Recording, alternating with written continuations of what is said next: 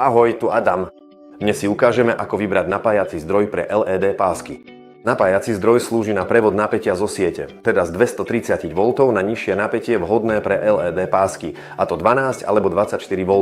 V Európskej únii je v sieti napätie 230 V a zo steny máte väčšinou vyvedené 3 vodiče. Modrý, teda 0, hnedý je fáza a žlto-zelený zem. Z výstupu na transformátore je prúd usmernený a vedú z neho už iba 2 vodiče, a to červený plus a čierny mínus. Kvalitný napájací zdroj by mal byť vybavený poistkou proti skratu, prehriatiu a prepätiu. Na každom transformátore sú piktogramy, ktoré označujú rôzne vlastnosti napájacieho zdroja. Je dôležité napájací zdroj správne nadimenzovať podľa výkonu LED pásikov. Zdroj by totiž nemal bežať na 100% výkon. Výpočet je jednoduchý. Vynásobíme výkon na meter LED pásikov krát jeho dĺžka. Toto číslo vynásobte číslom 1,2 a dostanete tak výsledný príkon vrátane rezervy. Podľa neho potom vyberiete najbližší výkon zdroja, nie však nižšie ako výsledné číslo. Teraz si prejdeme jednotlivé typy napájacích zdrojov.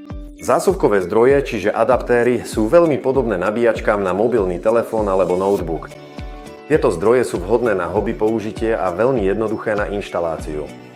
Zásuvkové zdroje sú vybavené DC konektorom, pomocou ktorého možno jednoducho zapojiť rozbočovač alebo predĺženie.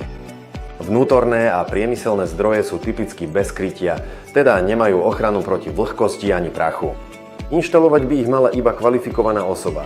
Zdroje sú vybavené svorkovnicou, do ktorej sa jednotlivé vodiče zapájajú. Pri použití v domácnosti by mala byť svorkovnica chránená proti náhodnému dotyku. Tieto zdroje sú najčastejšie kovové alebo plastové. Väčšie výkony napájacích zdrojov môžu byť vybavené ventilátorom. Ten môže byť hlučný, preto ho neodporúčame na domáce alebo kancelárske použitie. Ďalším typom sú vodotesné zdroje vhodné do vľahkého alebo vonkajšieho prostredia. Tento typ ponúkame s predĺženou zárukou 5 až 7 rokov. Inštaláciu by mala vykonávať kvalifikovaná osoba. Existujú aj špeciálne typy, ako je napríklad zdroj do montážnej trabičky pod vypínač alebo zdroj s montážou na DIN lištu. Dávajte pozor na prepolovanie pri zapájaní LED pásikov. Pri zámene polarity pásik nepoškodíte, ale nebude svietiť. Pri inštalácii zdroja zvážte rôzne okolnosti, ako je jeho veľkosť, dĺžka kábla od zdroja k LED pásiku alebo servisný prístup. Ak si s výberom napájacieho zdroja neviete rady, neváhajte nás kontaktovať.